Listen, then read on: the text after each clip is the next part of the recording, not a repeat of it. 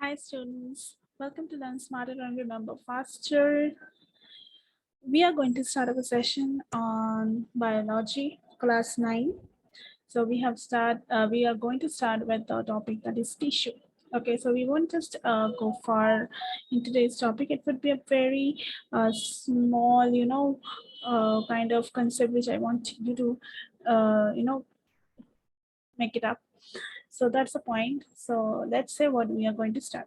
So in our previous lectures, we have covered, something about cells. So in today's video, we are going to talk about tissue. Okay, now what a tissue is and different types of tissue. Okay, so we won't just look much about it, but a small portion of it we are going to look at. So as we have seen in our last video of cell, a cell is this, right? Suppose it's a single cell, and definitely a single cell when working alone would take a lot of time to perform a single function, right? But when a lot of cells of the same type come together, they will perform a single function in a very much good manner, correct? What else? Now, many kind of single cells when are they're placed together, this kind of, this is said to be the tissue. When similar kind of cells are together, they perform a sim kind of function in a very nice manner, and that is what a tissue is. A lot of tissue together will give rise to, you know, organs, right? So a single cell working alone will take a lot of time perform a function.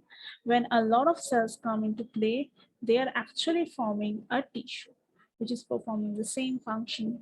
When all the tissues are together, they are forming an organs, right? And when all the organs are coming into they are forming an organ system. So here it is showing a total digestive system, correct? So what, we can think about tissue from here. So a tissue is a group of similar cells performing a specific function.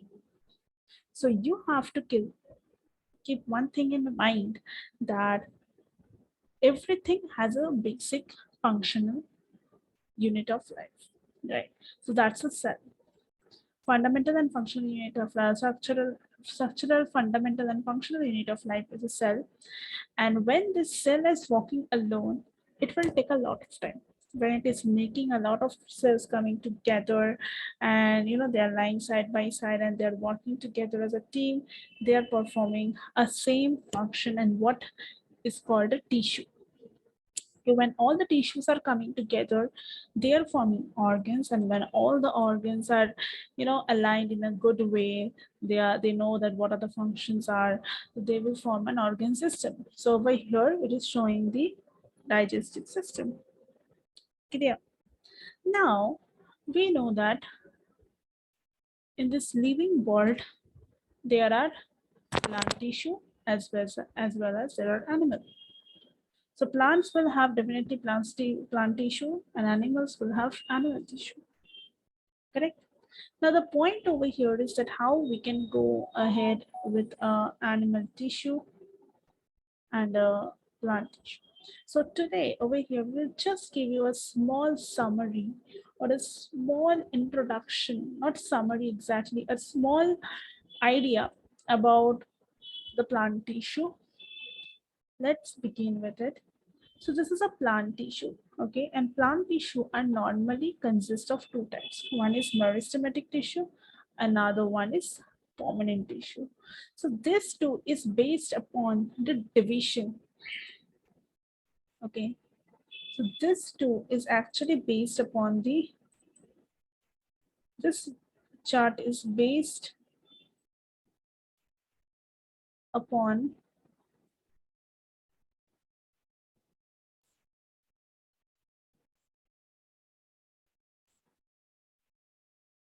the division.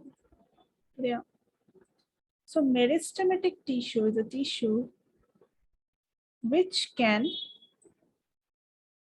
divide.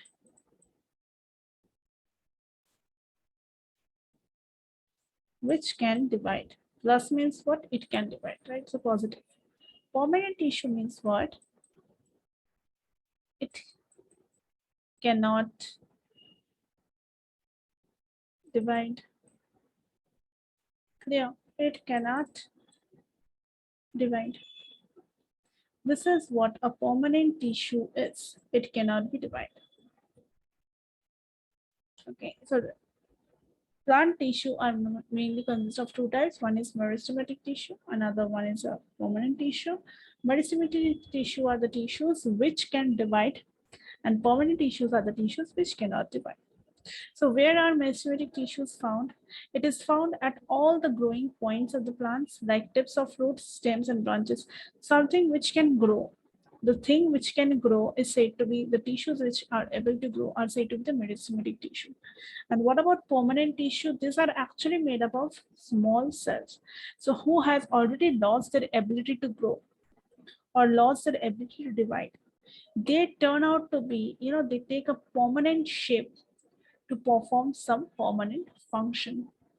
So they take certain kind of shape, which is permanent, and they just don't change their shape. They're just similar throughout life, and they have certain functions to do it.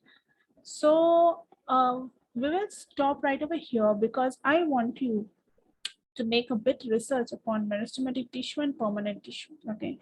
In our next class, we will start with plant tissues. We will complete plant tissue. We have already started with plant tissue. I've just given a small, summary like what we are going to do.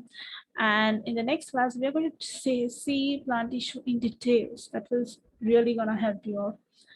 And yes, I hope you like the video. Please don't forget to like, subscribe, and share with your friends. I need your support. Okay.